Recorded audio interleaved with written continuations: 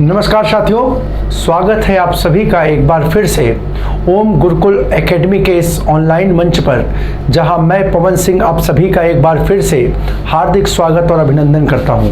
साथियों, आगामी पुलिस भर्ती परीक्षा और पैट को ध्यान में रखते हुए हमारे संस्थान की ओर से हम आपके लिए एक विशेष मुहिम के तहत हिंदी के कुछ महत्वपूर्ण प्रश्नों के साथ रोज उपस्थित होते हैं। तो उसी श्रृंखला में आज के इस अंक में हम हिंदी के कुछ महत्वपूर्ण 25 प्रश्नों के साथ अपने संवाद के कार्यक्रम को आगे बढ़ाएंगे। हम अपने संवाद के इस कार्यक्रम को प्रारंभ करें उससे पहले मेरी आप सभी से एक बार गुजारिश, उन सभी मेरे छात्रों से, मेरे छोटे भाइयों से, मेरे प्रियजनों से जो पूर्व में किसी न किसी पुलिस भर्ती परीक्षा या किसी सरकारी सेवा में चयनित हो चुके हैं, वो अगर उनका लेखपाल की परीक्षा के डीवीआर हेतु डीवीआर के लिए कॉल आई हो, तो मैं उन सभी अपने भाइयों से निवेदन करूंगा कि वो अपने डीवीआर को स्किप करके जो एक हमारी मुहिम चलाई जा रही है लेखपाल डीवीआर स्किप अभियान, उसको सफल बनाने में अपना सहयोग प्रदान करें। तो साथियों, इस निवेदन के साथ आइए अपनी आज की चर्चा को प्रारंभ करते हैं और देखते हैं अपनी आज की चर्चा का पहला प्रश्न। तो साथियों, जुड़िए हमारे साथ आप सभी और आज की चर्चा के पहले प्रश्न को हम प्रारंभ करते हैं और देखते हैं हमारा पहला प्रश्न क्या है। पहला प्रश्न हमारा है, एक छंद में कितने चरण होते हैं? ऑप्शन ए 4, बी 6, सी 8 और डी 10। तो साथियों ध्यान रखिएगा, प्रायः जब हम बात करते हैं छंद की, तो छंद में चरणों की संख्या जो होती है वो 4 मानी जाती है। कितनी मानी जाती है? 4 मानी जाती है। प्रश्न का आंसर आपका हो जाएगा ऑप्शन ए 4। क्यों? क्योंकि जब आप चरण की परिभाषा देते हैं ना, चरण की परिभाषा देते हैं, तो वो चरण क्या कहलाता है? चरण कहलाता है बेटा छंद का चतुर्थांश। छंद का चतुर्थांश, छंद का चतुर्थांश क्या कहलाता है? छंद का चतुर्थांश चरण कहलाता है। क्या कहलाता है? चतुर्थांश का मतलब हुआ चौथा अंश। क्या हुआ? चौथा अंश। तो इसका मतलब कि एक छंद में कितने चरण हो गए? चौथा अंश एक चरण होता है। तो एक छंद कितने चरणों से मिला के बनेगा? 4 चरणों से मिला करके बनेगा। तो इसका आंसर हो जाएगा ऑप्शन ए 4। लेकिन यहाँ पर एक विशेष पॉइंट नोट कर लीजिए साथियों, जब आप चर्चा करते हो विषम मात्रिक छंद की, किसकी चर्चा करते हैं? विषम मात्रिक छंद की। तो ध्यान रखिएगा साथियों, विषम मात्रिक छंद जो होता है, विषम मात्रिक छंद जो होता है, इसमें चरणों की संख्या जो होती है वो 6 होती है। विषम मात्रिक छंद में चरणों की संख्या जो होती है वो 6 होती है। और बात करें विषम मात्रिक छंद, तो साथियों इसके 2 भेद होते हैं। एक होता है कौन सा? एक होता है कुंडलियाँ, एक होता है कुंडलियाँ, और दूसरा जो होता है वो कौन सा होता है? वो कहलाता है आपका छप्पय। क्या कहलाता है? छप्पय। ठीक है, तो यहाँ पर इन 2 छंदों की अगर बात करेगा, कुंडलिया और छप्पय, तो ध्यान रखिएगा इसमें चरणों की संख्या कितनी हो जाएगी? 6 हो जाएगी। नहीं तो सामान्यतः किसी छंद में चरणों की संख्या कितनी होगी? 4 होगी। तो यहाँ ध्यान रखिएगा ये 6 जो है ये आंसर कब होगा? जब क्या पूछे? कुंडलियाँ। क्या पूछे? कुंडलियाँ, या फिर पूछे आपसे छप्पय। क्या पूछे? कुंडलियाँ या छप्पय। तो आपका आंसर क्या हो जाएगा? 6 हो जाएगा। ठीक है, अगले प्रश्न को देखो। अगला प्रश्न क्या कह रहा है? निम्नलिखित प्रश्न में से 4 विकल्प में से उस विकल्प का चयन करें जो दिए गए मुहावरे के सही अर्थ वाला विकल्प हो। ठीक है, मुहावरा हमारा जो है वो क्या कह रहा है? गीदड़ भभकी। गीदड़ भभकी, इसका अर्थ देखिए कोरी धमकी। ऑप्शन बी जो है विरोध करना, ऑप्शन सी धूर्त व्यक्ति, और ऑप्शन डी आरोप लगाना। तो गीदड़ भभकी देना मतलब क्या होता है? गीदड़ भभकी देने का मतलब होता है ऑप्शन फर्स्ट कोरी धमकी देना। क्या होता है? कोरी धमकी देना। तो आपका आंसर क्या हो जाएगा? आंसर हो जाएगा ऑप्शन फर्स्ट। अगले प्रश्न की अगर चर्चा करें तो रस का संबंध किस धातु से माना जाता है? इसका विकल्प है ऑप्शन ए श्री धातु, बी क्री धातु, सी प्री धातु और डी मिली धातु। तो ध्यान रखो साथियों, रस का संबंध जो होता है वो संस्कृत की श्री धातु से माना जाता है, श्री धातु से माना जाता है। और इस श्री धातु का बेटा जो अर्थ होता है जानते हो क्या होता है? श्री धातु का अर्थ होता है बहते जाना, ठीक है, बहते जाना। बहते जाने का मतलब यहाँ पर अगर सामान्य भाषा में लिखेंगे तो हो सकता है बहते जाने को, जैसे हम लोग बोलते हैं ना कि हम क्या होता है कभी कभी किसी गीत को सुनते सुनते या किसी पुस्तक को पढ़ते पढ़ते या किसी मूवी को या फिल्म को देखते समय हम लोग क्या होते हैं कि उसमें इतना खो जाते हैं कि हम एकदम क्या कहते हैं उसमें जो चरित्र होता है उस चरित्र में स्वयं को क्या करते हैं चित्रित कर लेते हैं, ऐसा महसूस करने लगते हैं कि ये कहानी है जो दिखाई जा रही है या जो पढ़ी जा रही है या जो सुनी जा रही है वो हमारी स्वयं की कहानी है। तो हमारा जो होता है उससे जुड़ाव इतना अधिक हो जाता है कि हम अपने को उससे अलग रख ही नहीं पाते हैं। तो एक प्रकार से हम उस काव्य में क्या हो जाते हैं, बहते चले जाते हैं, खोते चले जाते हैं। तो इसी संदर्भ में जब आप रस की परिभाषा सुनते हैं ना तो बेटा रस का जानते हो परिभाषा इस रूप में भी दी सकती है। रस की परिभाषा क्या दी सकती है कि ऐसा काव्य जिसे सुनकर अथवा पढ़कर व्यक्ति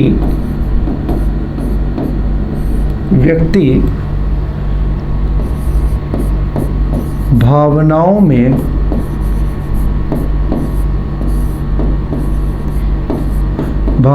में खो जाता अथवा इसी को हम बोल सकते हैं बह जाता है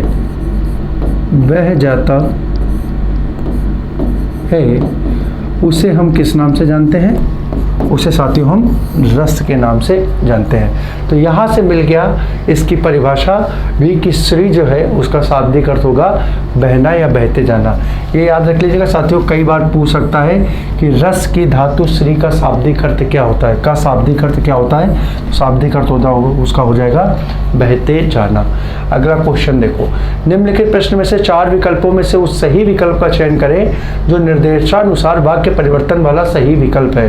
अब क्या है तो ये कह रहा है, एक वाक्य दिया है हाथी ने केला खाया, हाथी ने केला खाया।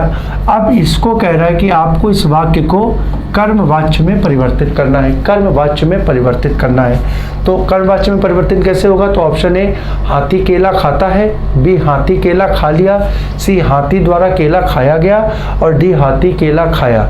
तो यहाँ पर देखो पहली बात तो इसको सुधार लो, यहाँ पर 2 चीज़ें नहीं एक ही प्रयोग करो पूर्ण विराम का, ठीक है। अब यहाँ पर देखो क्या है, अब यहाँ पर इस वाक्य को तुम्हें कर्मवाच्य में परिवर्तित करना है, कर्मवाच्य में परिवर्तित करना है। तो कर्मवाच्य में परिवर्तित करने के लिए क्या होता है? तो देखो बेटा सबसे बढ़िया पहचान क्या होती है कि जब कर्मवाच्य में हम परिवर्तित करते हैं तो उसमें क्या होता है कि कर्ता को किस चिन्ह के द्वारा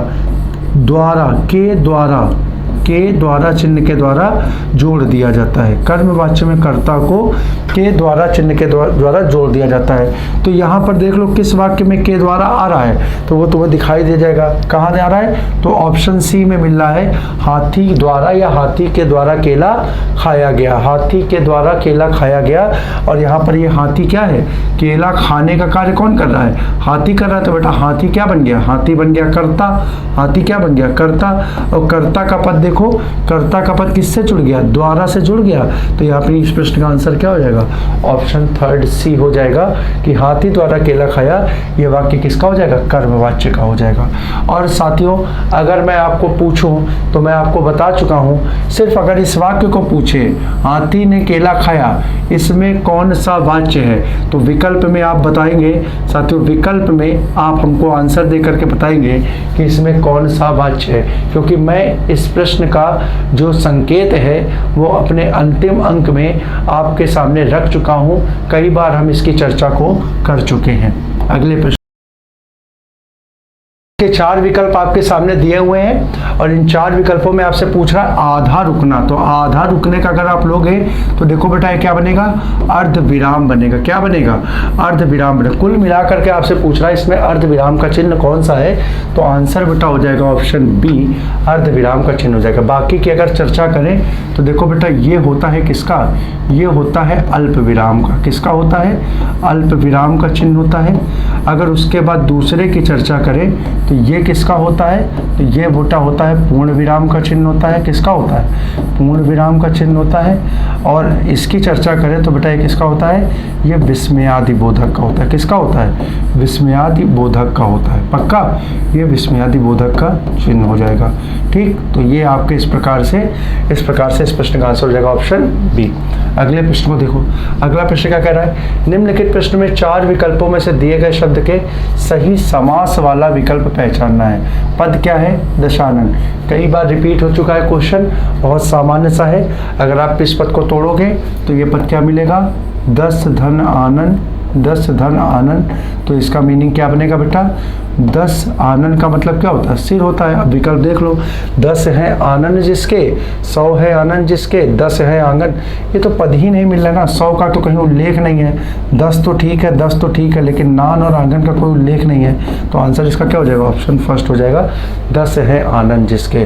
और बात करें दशानन, तो आप सभी जानते हो दशानन किसका पर्यायवाची होता है, रावण का होता है। और अगर ये पर्यायवाची पद है, अगर ये क्या है, पर्यायवाची का पद है बेटा, तो यहाँ पर बेटा समास कौन सा हो जाएगा, समास पर्यायवाची है तो यहाँ पर बहुब्रीहि समास हो जाएगा। कौन सा हो जाएगा, बहुब्रीहि समास हो जाएगा, ये ध्यान रखो। ठीक है, चलो अगला क्वेश्चन देखो। अगले क्वेश्चन की बात करें तो जो किसी भी स्थिति में टाला ना जा सके उसके लिए एक शब्द क्या होगा, ऑप्शन ए असंभव, बी संभव, डी अनिवार्य और सी अनिवार्य और डी आजीवन। तो यहाँ पर देखो बेटा, टाला ना जा सके तो ना के लिए उपसर्ग क्या होता है, आ उपसर्ग का प्रयोग होता है। और यहाँ पर क्या है बेटा, यहाँ पर देखो, यहाँ पर आ का प्रयोग नहीं है तो ये एक हट गया, यहाँ पर आ नहीं, आ का प्रयोग है तो ये हट गया। अब आपके सामने दो ही विकल्प बने, एक असंभव एक अनिवार्य।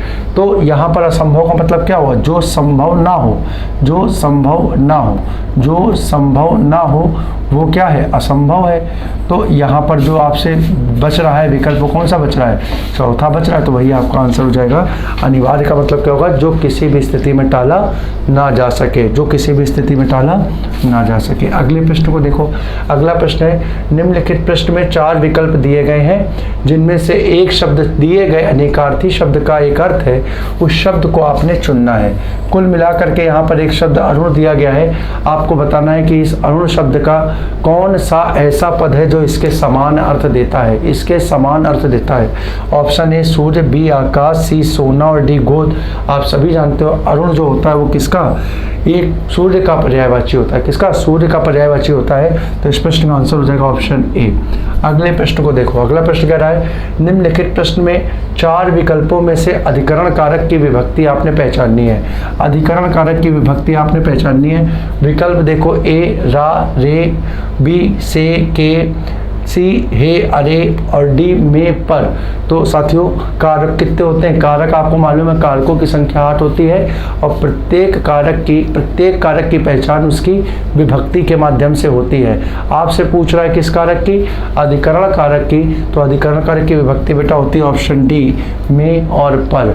अगर आप बात करें रा और रे तो साथियों ये किसकी होती है, तो रा और रे होती है संबंध कारक की विभक्ति। किसकी होती है, संबंध कारक की विभक्ति। अगर आप बात करें से और के, तो से और के जो होती है वो बेटा प्रायः इसका प्रयोग करण कारक में होता है। ठीक है, करण कारक में होता है। ठीक है, और यहाँ पर के को थोड़ा सा विस्तृत कर दो, के यहाँ पर सिर्फ के नहीं बल्कि के द्वारा के लिए होगा, के द्वारा के लिए होगा तो ये करण कारक बन जाएगा।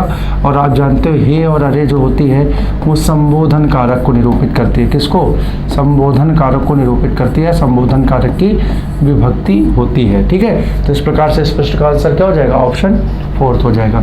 अगले प्रश्न की अगर चर्चा करें तो अगला प्रश्न आपका क्या कह रहा है, निम्नलिखित प्रश्न में 4 विकल्पों में से उस सही विकल्प का चयन करें जो बताता है कौन सा पुरुषवाचक सर्वनाम का भेद नहीं है। पुरुषवाचक सर्वनाम का भेद नहीं है। ऑप्शन ए अन्य पुरुष, बी मध्यम पुरुष, सी अति उत्तम पुरुष और डी उत्तम पुरुष। तो बेटा याद रखो पुरुषवाचक सर्वनाम कितने प्रकार के होते हैं, तो बेटा पुरुषवाचक सर्वनाम के 3 भेद होते हैं। कितने भेद होते हैं, पुरुषवाचक सर्वनाम के 3 भेद होते हैं। और 3 भेद की चर्चा करें तो बेटा क्या होता है, तो उसमें एक होता है क्या, सबसे पहला होता है उत्तम पुरुष, दूसरा होता है मध्यम पुरुष और तीसरा कहलाता है बेटा अन्य पुरुष, या इसी को अन्य पुरुष को कहीं कहीं प्रथम पुरुष के नाम से भी जानते हैं। अन्य पुरुष को कहीं कहीं प्रथम पुरुष के नाम से भी जानते हैं। तो बेटा यहाँ पर देख लो, यहाँ पर कौन कौन सा उत्तम है, अन्य है और मध्यम है, कौन सा नहीं मिल रहा, तो ऑप्शन सी नहीं मिल रहा। आंसर हो जाएगा अति उत्तम पुरुष, पुरुषवाचक सर्वनाम का भेद नहीं है। अगली बात करो, अगला क्वेश्चन आपका कह रहा है निम्नलिखित प्रश्न में 4 विकल्पों में से उस सही विकल्प का चयन करें जो बताता है कि क्रिया का प्रश्न है, क्रिया भूतकाल से शुरू होकर अभी अभी समाप्त हुई है।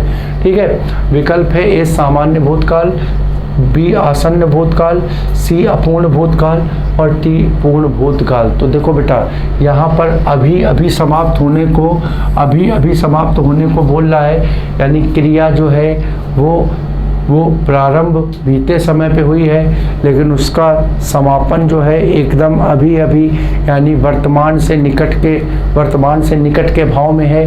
तो यहाँ पर अभी अभी के लिए बेटा जो शाब्दिक अर्थ होता है वो क्या होता है, आसन्न का शाब्दिक अर्थ क्या होता है, निकट या समीप, यानी जब क्रिया क्या हो, हाल ही में या निकट समय में क्या हो, समाप्त हो। तो ऐसे वाक्यों में कौन सा भूतकाल होता है, ऑप्शन बी आसन्न भूतकाल होता है। यहाँ पर नोट डाल करके लिख लीजिए, यदि आपको विकल्प में आसन्न भूतकाल ना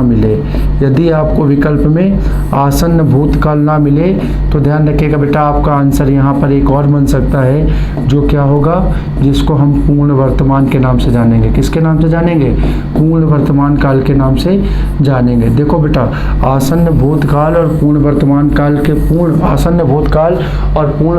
काल के जो वाक्य होते हैं, ठीक है, वो समान रूप से व्यवहार करते हैं। ठीक है, वाक्यों में उनका व्यवहार जो होता है, भाव जो होता है, वो अर्थ जो होता है वो सामान्य ही प्राप्त होता है, जिस कारण से इन दोनों को एक दूसरे के रूप में प्रयोग कर सकते हैं या इनका प्रयोग देखा जाता है। अगले प्रश्न को देखो, अगला प्रश्न क्या कह रहा है, निम्नलिखित प्रश्न में वाक्य संरचना के आधार पर उसका भेद बताना है। वाक्य संरचना के आधार पर आपको बताना है कि कौन सा भेद है। वाक्य क्या है, अनु ने देख कर निबंध लिखा, ठीक है। ऑप्शन ए कृदंत क्रिया, बी पूर्वकालिक क्रिया, बी नाम धातु क्रिया और डी संयुक्त क्रिया। तो साथियों सबसे बड़ी बात है कि वाक्य संरचना में ये प्रश्न मूल रूप से किसका है, क्रिया का है। आपको यहाँ पर क्रिया के 4 भेद दे करके पूछा गया है कि इस वाक्य में प्रयुक्त क्रिया कौन सी है। तो साथियों देखिए, जब हमने आपको बताया था कि क्रियापद में कर का प्रयोग हो जाता है, कर प्रत्यय का प्रयोग हो जाता है, तो इस प्रकार से निर्मित क्रिया क्या कहलाती है, पूर्वकालिक क्रिया कहलाती है। क्या कहलाती है, पूर्वकालिक क्रिया कहलाती है। तो बेटा यहाँ आंसर क्या हो जाएगा, आंसर हो जाएगा बी पूर्वकालिक क्रिया। ठीक है, अगला देखो, अगला प्रश्न की बात करो। निम्नलिखित प्रश्न में से 4 विकल्प दिए गए हैं, जिनमें से उस विकल्प का चयन करें जो दिए गए शब्द का सही स्त्रीलिंग शब्द है। यानी कुल मिला करके दिया गया शब्द तो यहाँ पे है ही नहीं बच्चा। विकल्प अगर देख लो तो यहाँ पे थोड़ा सा ये मिस्टेक कर गए। दिए गए शब्द का सही देखना है तो दिया गया शब्द कहाँ है भैया, टाइपिंग वाले हमारे भाई साहब, भैया अंकित भैया, टाइपिंग वाले भाई साहब को कहा करिए कि क्वेश्चन ज़रा देखा करें, ठीक है। टाइपिंग की यहाँ पे देखिए, दिए गए शब्द का सही स्त्रीलिंग बताना है और वो दिया गया शब्द यहाँ कहाँ है, दिया गया शब्द उपस्थित नहीं है। तो थोड़ा ध्यान रखा करें भाई, हमारे बच्चे कंफ्यूज हो जाते हैं, हमें तो कोई दिक्कत नहीं। प्रबंधकारती, प्रबंधकीन, यहाँ से एक शब्द मिल सकता है बेटा, दिया गया शब्द यहाँ पे लिख लो, वो शब्द होगा प्रबंधकर्ता। क्या होगा, प्रबंधकर्ता, प्रबंधकर्ता, ठीक है। प्रबंधकर्ता का यहाँ पर स्त्रीलिंग आपने बताना है। तो प्रबंधकर्ता का यहाँ पर शुद्ध स्त्रीलिंग जो होगा, देखिए लिंग का परिवर्तन करते समय एक बिंदु होता है, लिख लो, लिंग का परिवर्तन करते समय एक बिंदु होता है कि ता को त्रि में परिवर्तित करके, ता को त्रि में परिवर्तित करके शब्द का पुल्लिंग से स्त्रीलिंग में परिवर्तन करते हैं। किसी दिए गए पद में, किसी दिए गए पद के अंत में अगर ता है तो उसके अंत में त्रि का प्रयोग करके उस पुल्लिंग शब्द का स्त्रीलिंग बनाते हैं। अब यहाँ पर देखो, तो यहाँ पर अंतिम में क्या है, ता शब्द आया है, तो अगर इसको बनाओगे तो बेटा ता को त्रि में अगर परिवर्तित करोगे तो ये शब्द आपका बन जाएगा प्रबंधकर्त्री, प्रबंधकर्त्री। तो यहाँ पर आपका आंसर क्या हो जाएगा, आंसर हो जाएगा ऑप्शन सी। बेटा एक बहुत जबरदस्त क्वेश्चन यहाँ पर लिख लो, इसी बिंदु से संबंधित पेपर में आता है, याद आ गया है तो हम आपको लिखवा दे रहे हैं। धाता, धाता का स्त्रीलिंग क्या होता है, और विकल्प में एक विकल्प जरूर दिया होता है धाती। ध्यान रखना बेटा, ये इसका स्त्रीलिंग नहीं होता, धाता का स्त्रीलिंग होता है धात्री। लिख लो, क्योंकि विकल्प में जानते हो ये दोनों आएंगे और सामान्य रूप से लोगों को ये बिंदु पता नहीं होता है। तो वहाँ पर क्या परीक्षा में हम लोग कहते हैं ना, जैसे पुत्र का पुत्री, ठीक है, तनय का तनया, सुत का सुता, आत्मज का आत्मजा। तो इसी प्रकार से हम लोग धाता का क्या कर देते हैं, धाती भी कर देते हैं, धाता का धात्री भी कर देते हैं, ठीक है। तो यहाँ पर ध्यान रखना, धाती ना होकर के क्या बन जाएगा, धात्री बनेगा, ठीक है। धाता मतलब धाती ना होकर के धात्री बनेगा। तो इस प्रश्न का आंसर आपका हो गया सी, और ये इसका क्या हो गया, एक प्रश्न आपका और दूसरा एग्जाम्पल हो गया। 15वें प्रश्न को देखो, नीचे दिए गए शब्द का सही बहुवचन वाला रूप आपने पहचानना है, बहुवचन का रूप आपने बताना है। ऑप्शन शब्द जो है, शब्द बेटा है नेता, शब्द क्या है, नेता। अब यहाँ क्या है, ऑप्शन ए नेते, बी नेतों, सी नेताओं और डी नेता। तो बेटा ध्यान रखना बहुत अच्छे से, यहाँ पर नेता शब्द का जो बहुवचन होता है वो नेता ही होता है।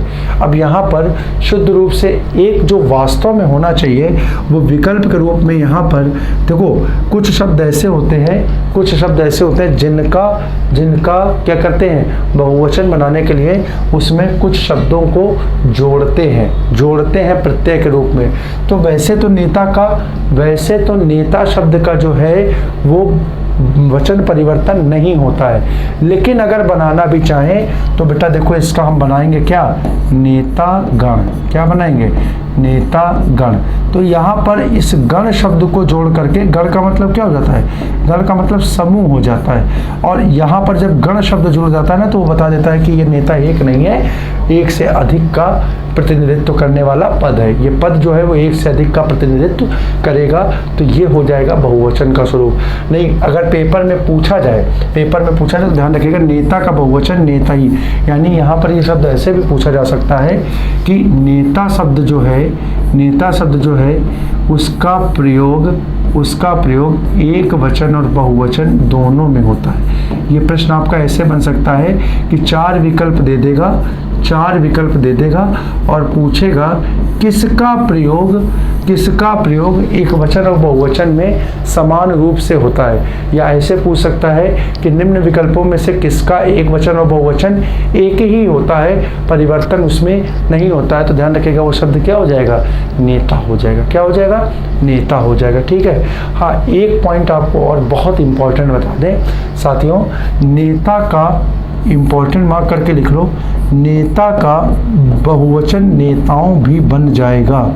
ऑप्शन सी भी इसका होगा, लेकिन आपकी परीक्षा में ये नहीं पूछेगा, बहुत बहुत बहुत बहुत कम संभावना है, ठीक है।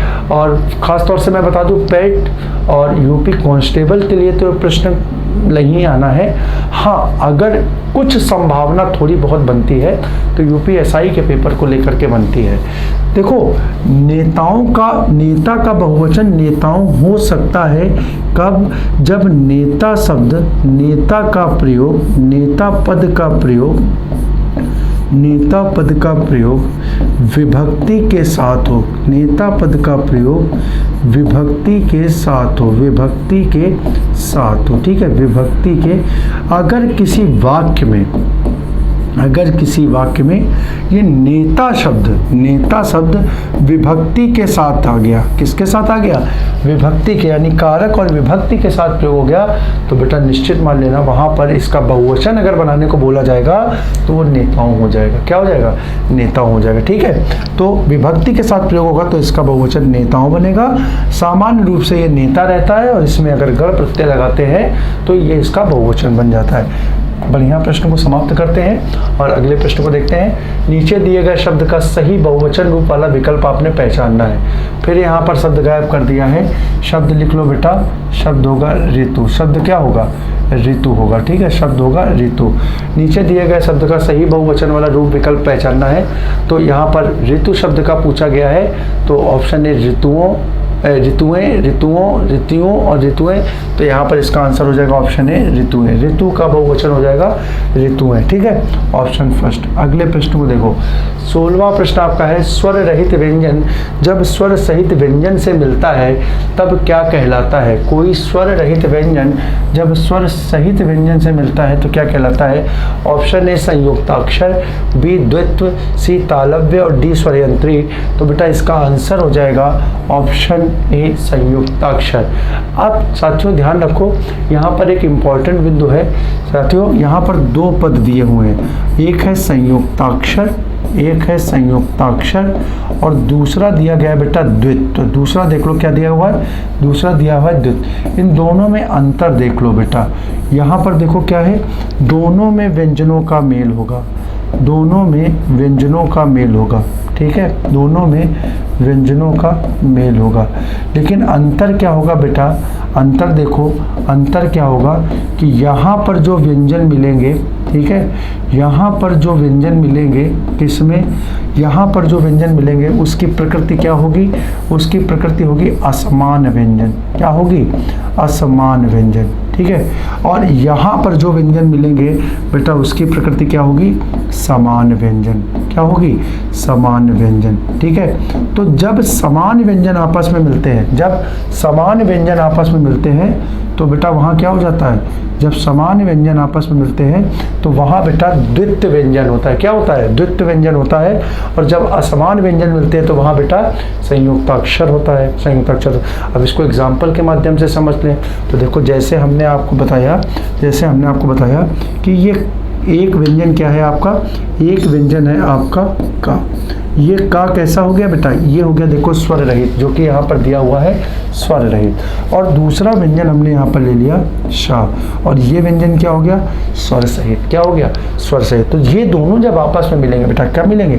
जब ये दोनों आपस में मिलेंगे तो देखो ये क्या हो गए? का और सा क्या एक ही है? नहीं, ये दोनों क्या है? अलग है। कैसे है? अलग है। तो बेटा ये क्या बनेगा? ये बनेगा संयुक्त व्यंजन। इसी के मेल से तो बनता है बेटा, इसके मेल से क्या बनता है? इसके मेल से छा बनता है। यही क्या कहलाता है? संयुक्त व्यंजन कहलाता है। लेकिन बेटा अगर इसकी बात करें तो यहाँ पर देखो, जैसे मैंने यहाँ पर लिखा दिल्ली, जैसे मैंने क्या लिखा?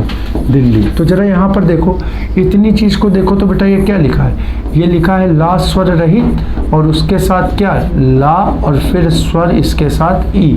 तो यहाँ पर देखो बेटा, ये दो व्यंजन जो हैं, इन दोनों की अगर चर्चा करो तो ये दोनों कैसे हो गए बेटा? ये दोनों क्या हो गए? ये दोनों हो गए समान व्यंजन। क्या हो गए? समान व्यंजन। और अगर समान व्यंजन होंगे तो बेटा इसको संयुक्त नहीं बोलेंगे, क्या बोलेंगे? द्वित्व के नाम से जानेंगे। किसके नाम से जानेंगे? द्वित्व के नाम से जानेंगे।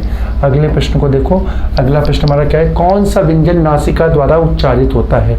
ए रा, बी जा, सी डा, दी डा।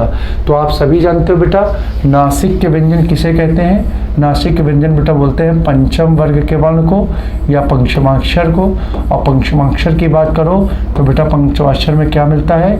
तो वहाँ मिलता है अंगा, या, अड़ा, ना और मा। ये क्या कहलाते हैं बेटा? ये जो है ये नासिक के व्यंजन कहलाते हैं। ये पांच जो हैं इन्हें नासिक के नाम से जाना जाता है। और यहाँ पर इस विकल्प में क्या मिल रहा है? तो ऑप्शन ए में रा मिल रहा है। तो ये क्या हो जाएगा? नासिक की ध्वनि हो जाएगी। क्या हो जाएगी? नासिक की ध्वनि हो जाएगी। अगले प्रश्न की अगर चर्चा करो तो अगला प्रश्न क्या कह रहा है? निम्न वाक्य विशेषण की किस अवस्था में है? वाक्य में अगर पूछा जाए विशेषण की कौन सी अवस्था है तो वाक्य में पहले पढ़ेंगे। वाक्य क्या कह रहा है? यह करेला कड़वा है, यह करेला कड़वा है। तो अवस्थाएं देखो, ए उत्तरावस्था, बी मूलावस्था, सी उत्तमावस्था और डी अधिकावस्था। तो बेटा पहले तो आपको पता होना चाहिए कि विशेषण की कितनी अवस्थाएं होती हैं, 3 अवस्थाएं होती हैं। उनका नाम होता है मूला, उत्तरा और उत्तमा। तो बेटा सबसे पहले तो इसको काट दो, ये तो होगा ही नहीं, ठीक है, ये तो होगा ही नहीं। कम से कम इतनी तो मालूम हो कि विशेषण की अवस्थाएं कितनी होती है। तो जैसे ही आपने बोला इसकी 3 अवस्थाएं होती हैं, अब बेटा यहाँ पर आकर के देखो तो यहाँ पर क्या है, यहाँ पर कड़वा, कड़वा इसकी विशेषता क्या है, कड़वा। और कड़वा बेटा क्या है, करेला है। कड़वा क्या है, करेला है। तो यहाँ पर ये कड़वा शब्द जो है वो करेले की क्या कर रहा है, करेले की विशेषता को बता रहा है। तो ये शब्द कैसा हो गया, ये शब्द विशेषण का हो गया। कैसा हो गया, विशेषण का हो गया। और आपको मैंने बता रखा है कि जब कोई पद किसी दूसरे पद की विशेषता बताता है, सिर्फ विशेषता बताने का कार्य करता है, तो विशेषता बताने में विशेषण की कौन सी अवस्था होती है, सिर्फ विशेषता बताने का कार्य करता है। तो बेटा वहाँ विशेषण की जो अवस्था होती है उसे हम किस नाम से जानते हैं, उसे हम मूलावस्था, किसके नाम से जानते हैं, मूलावस्था के नाम से जानते हैं। आंसर आपका हो जाएगा बी, ठीक है। अगर बात करो बेटा उत्तरा और उत्तमा, तो ये दोनों अवस्थाएं किसके लिए, ये दोनों अवस्थाएं तुलना के लिए होती है। उत्तरा अवस्था का प्रयोग भी तुलना के लिए होता है और उत्तमा अवस्था का प्रयोग भी तुलना के लिए होता है। अब तुम कहोगे सर जी दोनों में अंतर क्या होता है, तो बेटा ध्यान रखो, उत्तरा अवस्था में 2 पदों के मध्य तुलना होती है, 2 पदों के मध्य तुलना होती है, यानी एक पद की दूसरे पद से, एक पद की दूसरे पद से 2 पदों के मध्य तुलना। जबकि तुलना जब होगी उत्तमा अवस्था में, तो यहाँ पर 2 से ज़्यादा या 2 से अधिक पदों के मध्य, 2 से अधिक पदों के मध्य तुलना होगी, 2 से अधिक पदों के मध्य तुलना मिलेगी।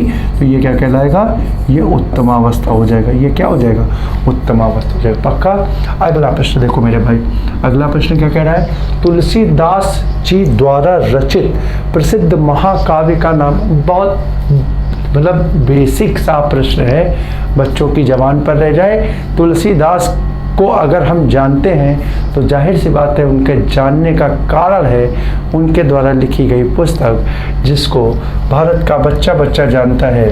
नाम है उसका रामचरितमानस, रामचरितमानस, ठीक है। एकमात्र पुस्तक जिसने तुलसीदास को घर घर में स्थापित किया, घर घर में स्थापित किया, वो पुस्तक थी रामचरितमानस। अगर आप चर्चा करें बाकी के विकल्पों में, तो बाकी के विकल्प देख लीजिएगा। रामचंद्रिका, रामचंद्रिका जो है वो केशवदास की पुस्तक है। किसका, केशवदास की पुस्तक है, ठीक है। और अखरावट जो है बेटा ध्यान रखेगा, ये मलिक मोहम्मद जायसी की पुस्तक है, मलिक मोहम्मद जायसी की पुस्तक है, ठीक है, जायसी की पुस्तक है। और अगर आप बात करें छंदसार, तो बेटा छंदसार जो है ये मतीराम की पुस्तक है, मतीराम की पुस्तक है। अब यहाँ इंपॉर्टेंट क्या है बेटा, तो मतीराम आप लोगों ने नहीं सुना होगा, मतीराम आप लोगों ने नहीं सुना होगा, तो यहाँ पर ध्यान रखिएगा। मतीराम जो है वो रीतिकालीन शाखा के कवि है, रीतिकाल के कवि है, रीतिकाल के कवि है, बस इतना ध्यान रखिएगा, रीतिकाल के कवि हैं मतीराम। और अगर बात करें केशव और जायसी, तो इनका संबंध बेटा किससे है, इनका संबंध है बेटा भक्ति काल से। किससे है, भक्ति काल के कवि है, भक्ति काल के कवि है। पक्का मेरे बच्चा। तो ये यहाँ से समाप्त हो गया, ये भक्ति काल के दोनों कवि हो गए और ये रीतिकाल के कवि हो गए। अब बात अगर करा जाए तो केशवदास, देखो बेटा केशवदास जो है, एक चीज़ ध्यान रखना, केशवदास जो है वो तुलसीदास के समकालीन है, तुलसीदास के समकालीन है, तुलसीदास के समकालीन है, ठीक है। और इनका संबंध भक्ति काल से है, भक्ति काल से है और समकालीन है। तो जानते हो एक चीज़ और ध्यान रखना कि जो रामचंद्रिका पुस्तिका लिखी है, ये मैं आपको बता दूं, रामचंद्रिका जो पुस्तिका लिखी गई है वो केशव ने, जानते हो, ये प्रतिस्पर्धा में लिखी है, प्रतिस्पर्धा, समझ रहे हो, मेरी बात समझिएगा। केशव को आप हल्का फुल्का ना समझिएगा, केशव अपने आप में बहुत टैलेंटेड, मतलब अगर बात करें अपने समकालीन साहित्यकारों की जो केशव के समय में उपस्थित हुए थे, उनके समकालीन थे, उन सब में अगर ज्ञान के आधार पर चर्चा करनी हो तो बेटा केशव अपने समकालीन कवियों से बहुत आगे थे, बहुत बहुत। कभी मौका मिलेगा तो हम केशव के बारे में आपको पढ़ाएंगे, ठीक है, कि जब तुलसीदास ने रामचरितमानस की रचना की और घर घर में उनकी ख्याति पहुंच गई, वो लोगों में लोकप्रिय हो गए, तो केशव ने भी तुलसीदास की रामचरितमानस पुस्तक की प्रतिस्पर्धा में, कि अगर वो लिख सकते हैं तो उनसे बेहतरीन ग्रंथ मैं लिख सकता हूँ, उस प्रतिस्पर्धा के भाव से इस रामचंद्रिका ग्रंथ की रचना की थी। मतलब आप समझ लीजिए, एक ऐसा व्यक्ति जो सिर्फ इस कारण एक ग्रंथ की रचना कर दे कि तुमने लिखा है तो हम भी लिखेंगे, समझ लीजिए टैलेंट उसमें कितना होगा। और आपको हैरानी होगी कि कई जो हिंदी के विद्वान हैं जिन्होंने इतिहास लेखन किया है या जिन्होंने केशव के बारे में लिखा है, उनका तो यहाँ तक कहना है, वैसा मतलब कहीं प्रामाणिक नहीं है, लेकिन किताबों में विभिन्न मतलब एक तरीके से कहें तो हिंदी के साहित्य के विद्वानों के द्वारा ये दिखाया गया है कि केशव ने जो रामचंद्रिका की रचना की है वो 24 घंटे में कर दी थी। एक दिन में रामचंद्रिका की रचना की थी, सिर्फ प्रतिस्पर्धा में कि यार चलो हम भी लिखेंगे और इससे अच्छा कुछ लिखेंगे। लेकिन क्या मतलब रामचरितमानस उसके बहुत से कारण है, क्या कारण है क्या कारण नहीं रहे उन पे हमें नहीं जाना है, लेकिन बस ये जान लीजिए कि इनके समकालीन थे और इस पुस्तक की रचना के रामचरितमानस की प्रतिस्पर्धा के फलस्वरूप में रामचंद्रिका की रचना हुई थी। अगला क्वेश्चन देखो, रंगभूमि किस प्रसिद्ध लेखक द्वारा रचित देखो सबसे बढ़िया तो पहले ये याद कर लो कि इसकी विधा क्या है। एक क्वेश्चन तो आपको ऐसे ही मिल जाता है। अच्छा क्वेश्चन आपका बनेगा कि रंगभूमि जो रचना है उसकी विधा क्या है। आपके सामने 4 विकल्प दे देगा, नाटक, कहानी, उपन्यास, आत्मकथा, खत्म बात। बहुत बढ़िया क्वेश्चन बन जाएगा, लेखक को छोड़ करके बहुत बेहतरीन क्वेश्चन बन जाएगा। तो बेटा सबसे पहले बात ध्यान रख लो, उपन्यास क्या है, उपन्यास। अब अगर चर्चा करें तो किसका है, तो विकल्प है ए प्रेमचंद, हरिशंकर पारसाई, धर्मवीर भारती, विश्व शर्मा। सभी जानते हैं बहुत चर्चित उपन्यास है मुंशी प्रेमचंद का रंगभूमि। इसी के साथ दूसरा एक और लगता है कर्मभूमि, ठीक है, कर्मभूमि। इसके अलावा इनके 2 और चर्चित उपन्यास हैं, अंतिम क्लास में मैंने चर्चा की थी, गोदान, इसके अलावा गबन, ठीक है। ये कुछ प्रमुख इनकी रचनाएं हैं और भी बहुत सी, तो बहुत उपन्यासों की रचना की है, जिस कारण प्रेमचंद्र जी को हिंदी साहित्य में उपन्यास सम्राट की उपमा दी गई है। ये नोट कर लीजिए, इनके उपन्यासों के कारण, ठीक है, इन्हें हिंदी साहित्य का उपन्यास सम्राट कहा गया है, उपन्यास सम्राट कहा गया, ठीक है। अगले क्वेश्चन को देखो, 22वां क्वेश्चन क्या कह रहा है, इनमें से कौन सी जयशंकर प्रसाद जी की प्रसिद्ध रचना है। जयशंकर प्रसाद जी की प्रसिद्ध रचना है, ए परिमल, बी नीरजा, सी कामायनी और डी अनामिका। तो जयशंकर प्रसाद जी की सबसे चर्चित रचना बेटा है कामायनी, ठीक है। महाकाव्य है, इसको माना जाता है हिंदी साहित्य के महाकाव्य की संज्ञा इसे दी गई है कामायनी को, ठीक है। और अगर चर्चा करें तो बेटा परिमल जो है वो निराला जी की पुस्तक है, पंडित सूर्यकांत त्रिपाठी निराला जी, ठीक है। अगर नीरजा की बात करें तो बेटा ध्यान रखिएगा, नीरजा जो है वो महादेवी वर्मा जी की पुस्तक है, महादेवी वर्मा जी की पुस्तक है। और अगर बात करें, ठीक है, तो अनामिका जो है वो भी बेटा निराला जी की रचना है। किसकी है, निराला जी की रचना है, ठीक है। तो ये क्वेश्चन भी आपका कंप्लीट हो गया, आंसर सी के साथ। अगले पृष्ठ की अगर चर्चा करें तो अगला पृष्ठ आपको बेटा क्या कह रहा है, वर्ष 2017 का साहित्य अकादमी पुरस्कार किस लेखक को दिया गया है। तो इसके विकल्प देख लीजिए, 1 मिनट, हम आपके सामने आते हैं। इसके विकल्प क्या होंगे, तो option A Ramdaras Mishra, B Ramesh Kuntal Megh, C Ramesh Chandra Shah और डी मृदुला गर्ग, डी मृदुला गर्ग। तो इसका आंसर होगा बेटा, इसका आंसर होगा ऑप्शन बी रमेश कुंतल मेघ, इसका आंसर होगा रमेश कुंतल मेघ। वर्ष 2017 का साहित्य अकादमी पुरस्कार रमेश कुंतल मेघ को मिला है। और बेटा इनकी पुस्तक जो है उसका शीर्षक है विश्व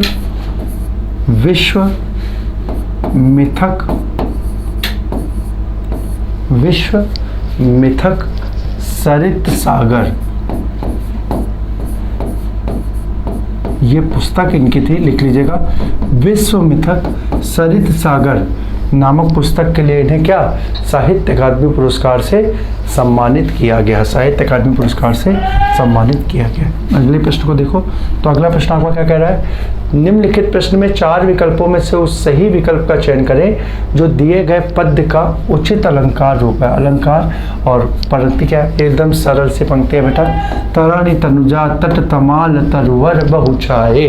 ठीक है, थोड़ा सरल भी हम लेकर के चल रहे हैं, अभी थोड़ा थोड़ा चीज़ों को हम बढ़ाएंगे क्योंकि पेपर में कई बार क्या होता है सरल चीज़ें बैठ जाती, लेकिन इस प्रश्न को ही देखिए अभी हम बढ़िया बना दे रहे हैं, इस सरल को ही हम कठिन कर दे रहे हैं आपके सामने। ऑप्शन देखिए, ए अनुप्रास अलंकार, बी यमक अलंकार, सी श्लेष अलंकार और डी उपमा अलंकार। तो इसका सरल आंसर जो आपका बिल्कुल सही है ऑप्शन ए अनुप्रास अलंकार, क्योंकि यहाँ बेटा क्या, यहाँ पर तावर्ण की आवृत्ति मिल गई, कोई दिक्कत नहीं।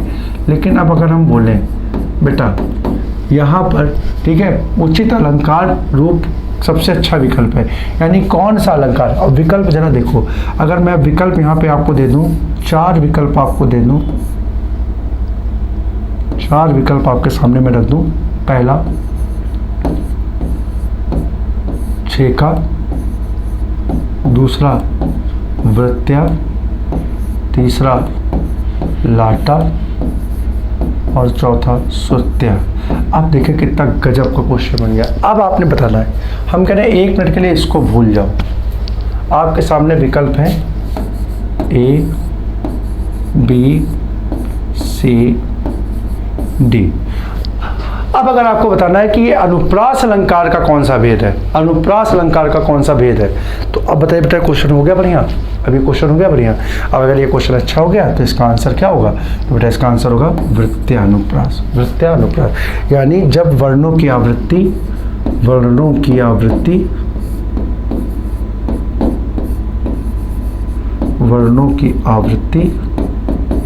एक से अधिक बार हो, एक से अधिक बार,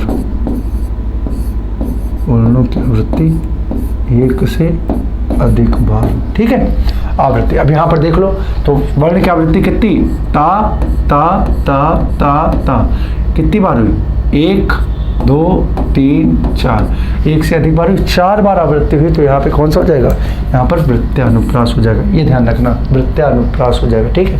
अगले प्रश्न को देखो, अगला प्रश्न क्या कह रहा है, निम्नलिखित प्रश्न में 4 विकल्पों में से उस सही विकल्प का चयन करें जो रेखांकित शब्द का सही अव्यय का भेद हो। सही अव्यय का भेद हो, वाक्य क्या है, आज दिन भर वर्षा होती रही, आज दिन भर वर्षा होती रही। ऑप्शन ए क्रिया विशेषण अव्यय, बी संबंध बोधक अव्यय, सी समुच्चय बोधक अव्यय और डी विस्मयादि बोधक अव्यय। तो यहाँ पर देखो बेटा, ये दिन भर शब्द जो है वो किसकी, वर्षा होती रही, यानी क्रिया की विशेषता बता रहा है। किसकी विशेषता बता रहा है, क्रिया की विशेषता बता रहा है, तो कैसा अव्यय होगा, ऑप्शन ए क्रिया विशेषण अव्यय होगा। किसका हो गया, क्रिया विशेषण अव्यय हो गया। और अपना अगला प्रश्न देखो, आप नानी के घर जाओ, आप नानी के घर जाओ, पूछ कर आए अशुद्ध वाक्य के रूप का सबसे अच्छा विकल्प क्या है। यानी ये वाक्य जो दिया गया है, ये वाक्य आपका दिया गया है, अशुद्ध वाक्य दिया गया है, अशुद्ध वाक्य दिया गया है। अब इसका पूछ रहा है इसका सबसे अच्छा विकल्प, यानी शुद्ध वाक्य के रूप में आप किसका चयन कर सकते हो, इन 4 में से शुद्ध वाक्य के रूप में आप किसका चयन कर सकते हो। ऑप्शन ए आप नानी के घर जाइए, ऑप्शन बी आप नानी के घर जाओ, ऑप्शन सी आपने नानी के घर जाना है, ऑप्शन डी आप नानी के घर जाओ है। तो देखो ये तो होएगा नहीं, आप नानी घर जाओ खत्म, आपने नानी के घर जाना ये भी नहीं, आप नानी के घर जाओ वो ये भी नहीं, तो बता क्या, आप नानी के घर चाहिए। ऑप्शन ए इसका सही विकल्प हो जाएगा, ऑप्शन ए इसका सही विकल्प हो जाएगा।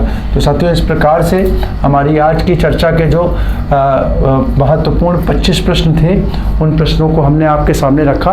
आशा करता हूं कि आज की ये क्लास के जो प्रश्न हैं परीक्षा के दृष्टिकोण से आपके लिए लाभदायक सिद्ध होंगे, और हमने जो तथ्यों को प्रश्नों के साथ आपके सामने रखा है, उन तथ्यों की मदद से, सहायता से आप संबंधित प्रश्नों के भी जो उत्तर है या उनकी जो व्याख्या है उसको करने के लिए तैयार होंगे, तैयार हो सकेंगे अपने ज्ञान के माध्यम से, अपने ज्ञान का विकास करके।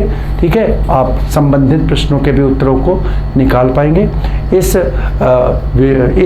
उम्मीद के साथ कि हम अपनी हम और आप के मध्य ये जो संवाद का कार्यक्रम है, इस संवाद के कार्यक्रम को यूं ही अनवरत रूप से जारी रखेंगे। हम अपनी आज की चर्चा को यहाँ पर विराम देते हैं। मेरे सभी साथियों को जय हिंद।